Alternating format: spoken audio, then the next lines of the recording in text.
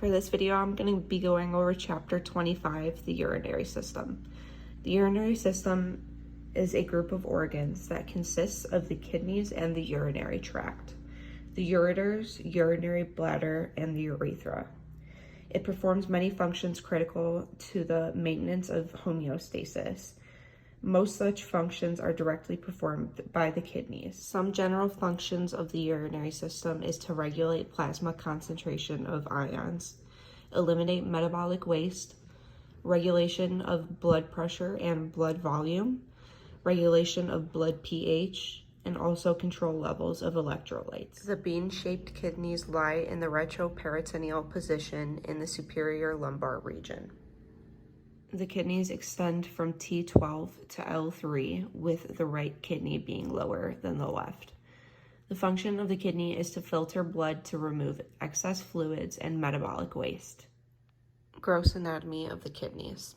Externally, they are encased within 3 layers of connective tissue. The superficial renal fascia, which anchors the kidneys to the posterior abdominal wall and the peritoneum.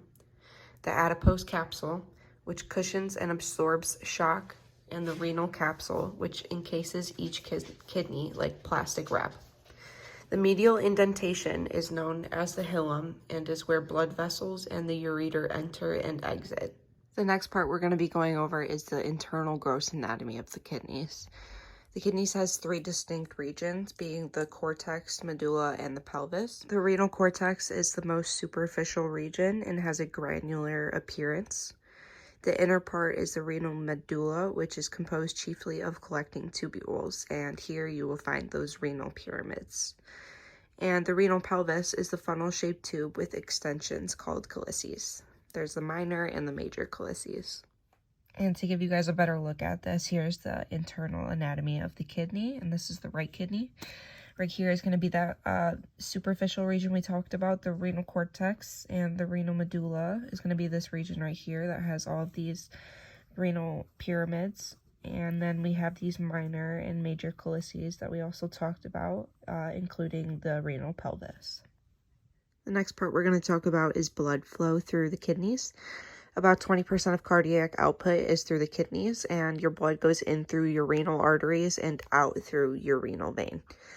So from here, it goes into smaller arteries, and then arterioles, and then capillaries. So from your renal artery, it's going to go to your segmental artery, and then into your interlobar artery, and then your arcuate artery, cortical radiate artery, afferent arterioles, glomerulus, efferent arterioles, peritubular capillaries. Blood leaving the renal cortex drains sequentially into the cortical radiate, arcuate, interlobar, and finally the renal veins.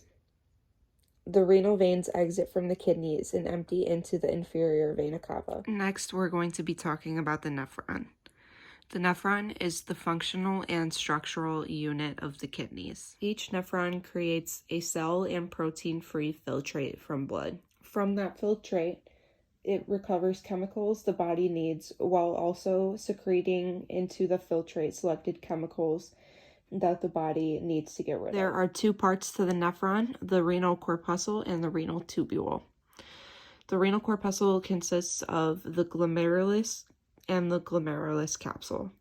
There are 2 layers for the glomerulus capsule. The one is the outer parietal layer, which is simple squamous epithelium. And the second layer is the visceral layer, where you will find your podocytes and the foot processes. The space between the parietal and visceral layer is called the capsular fluid.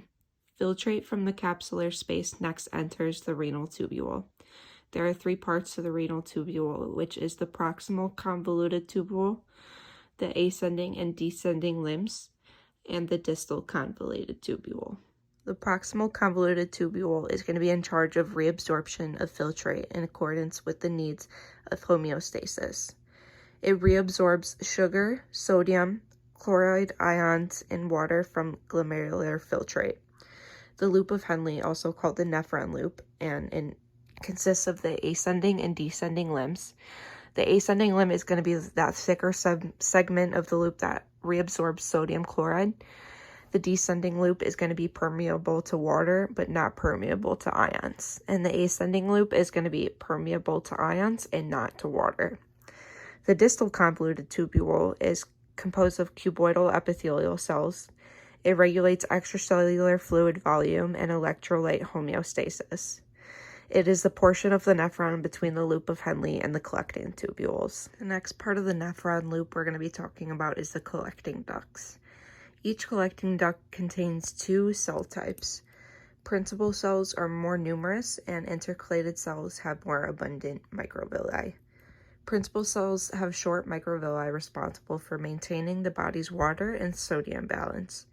Intercalated cells are cuboidal and regulate the acid-base homeostasis. To show what we've been talking about on the diagram, here are the collecting ducts, and this is the distal convoluted tubule, the proximal convoluted tubule, the arcuate veins, the cortical radiate veins and arteries, and then we have the renal corpuscle with the glomerulus and the glomerular capsule.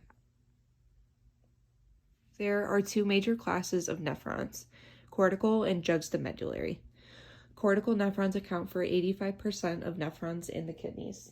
The cortical nephron loop is located entirely in the cortex except for the small parts that dip out into the medulla. They have short nephron loops, in contrast to juxtamedullary nephrons, which have long nephron loops. Juxtamedullary nephrons play a role in the kidney's ability to produce urine. Just to give you guys a quick idea of what I was talking about here, we have the cortex medulla junction, and on this side we have the cortical nephron, and this side we have the juxtamedullary nephron. As you can see, this one, like I said, is a lot shorter, and this one is a lot longer. Nephron capillary beds. The glomerulus produces filtrate. The peritubular capillaries and the vasa recta reclaims most of that filtrate. The glomerulus differs from all the other capillary beds in the body in that it is both fed and drained by the arterioles, the afferent arteriole and the efferent arteriole.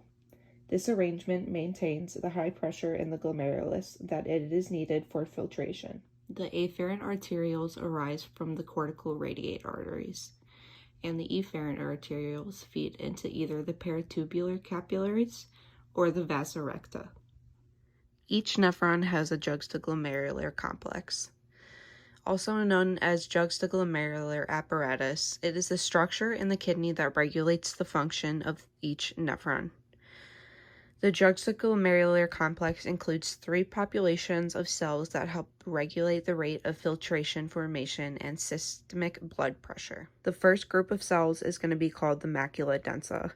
It is a group of tall, closely packed cells in the ascending limb of the nephron loop that lies adjacent to the granular cells.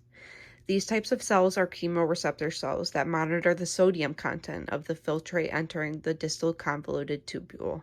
The second group of cells are granular cells, also called juxtaglomerular cells.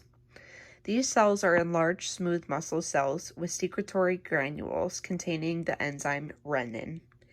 These cells act as mechanoreceptors, sensing blood pressure in the afferent arteriole. The third group of cells are the extraglomerular mesangial cells. These are interconnected by gap junctions. These cells pass regulatory signals between the macula densa and granular cells. Just to give you guys a better understanding of the juxtaglomerular complex of a nephron, here we have the macula densa cells, the extraglomerular mesangial cells, the granular cells. And we also have your efferent arteriole, capsular space, parietal layer, and here we have your glomerular capsule, glomerulus, and your efferent and afferent arterioles. Glomerular filtration is a passive process in which hydrostatic pressure forces fluids and solutes through a membrane. The filtration membrane is a porous membrane allowing free passage of water and solutes smaller than plasma proteins. There are three layers: the fenestrated endothelium of glomerular capillaries, the basement membrane, and the foot processes of podocytes. The first layer, fenestrated endothelium of glomerular capillaries. These fenestrations allow all blood components except blood cells to pass through the membrane. The second layer, the basement membrane, blocks all but the smallest proteins to pass through. The foot processes of podocytes. This is the visceral layer. The podocytes have filtration slits between foot processes, preventing macromolecules from traveling further, or also called large proteins from passing further.